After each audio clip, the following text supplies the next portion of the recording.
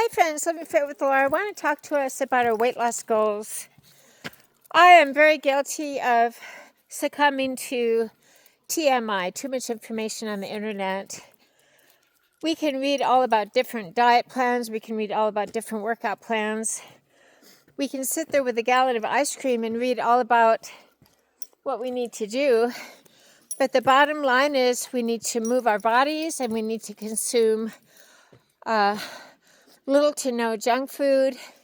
We are not legalistic about food.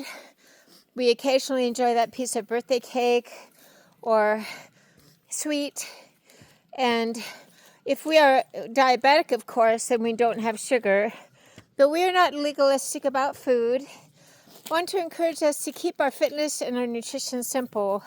We need to move our bodies, do something we enjoy, and we need to consume fewer calories in order to trim that belly fat.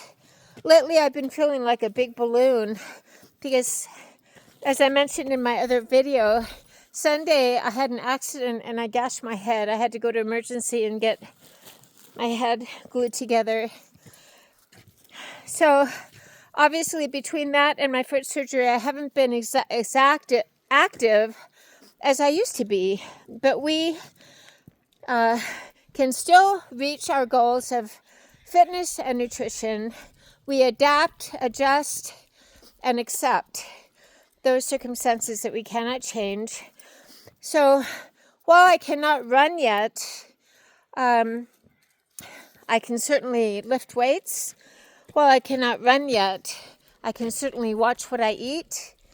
I cannot run yet because of the plates and screws in my foot, but I can certainly not have a pity party picnic for one, and I can decide to focus on the green leafy vegetables, the lean proteins. I can decide to eat less calories. I can decide to have a protein cookie for a sweet. I can decide to drink lots of water, and it is all about balance, right? It is all about what is sustainable. Fad diets don't work. Fasting, paleo, keto, all that nonsense. Listen, we move our bodies the best way that we can, accommodating those injuries and limitations that we get with accumulated birthdays. If we have an injury where we cannot run like I do, I do my best. I walk. And then if I start to have sharp pain, I stop, obviously. We do never push through sharp pain. And we focus on the fresh fruits, vegetables, lean meats. We focus on real food, not fake food, not preserved food, not prepackaged junk. So we keep our fitness simple. We keep our nutrition simple. And we basically move. We keep moving on this beautiful day. Get outside and move. When we walk, we hold our gut in. Walking is an excellent exercise for trimming off those pounds. I stand tall, I hold in my gut, and we remember that if we have a couple days where we are not able to exercise, yesterday I was feeling bad because of the head injury, and I ate some Halloween candy I bought for my sons. Listen, the Halloween candy did not do a thing, but make me feel all the fatter. Eating from grief, stuffing food down our throat because we are sad or grieving. When we take a step back and just notice those feelings of grief. I am grieving my mother, who I lost a year and a half ago. I'm grieving and embracing also the fact that my two sons are living on their own. I'm an empty nester. We grieve that lifestyle and those things that are no longer, but we also embrace at the same time those things that are today. We embrace those things that are today, and we grieve those things that are no longer. I realized that eating the Halloween candy did not do a thing to help the grief I have for my mother. Overeating does not help me miss my sons any less.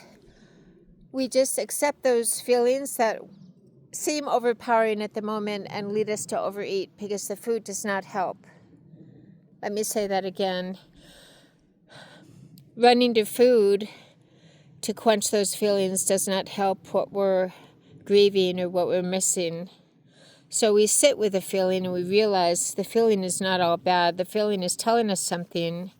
Grief, grieving the passing of a parent, grieving and accepting and embracing the change that we have as an empty nester when our kids grow up and move out, are all just a part of what we go through on this planet.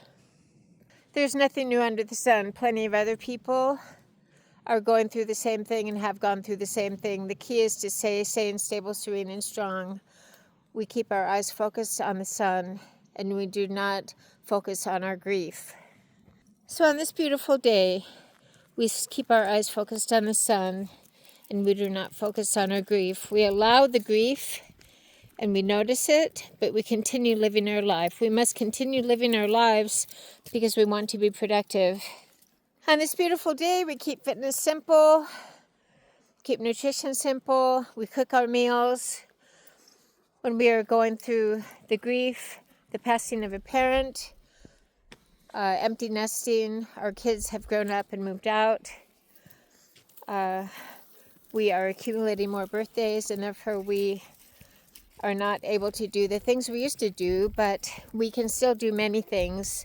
We focus on those things we can do, and we realize that there's great power and freedom in having a healthy and positive attitude.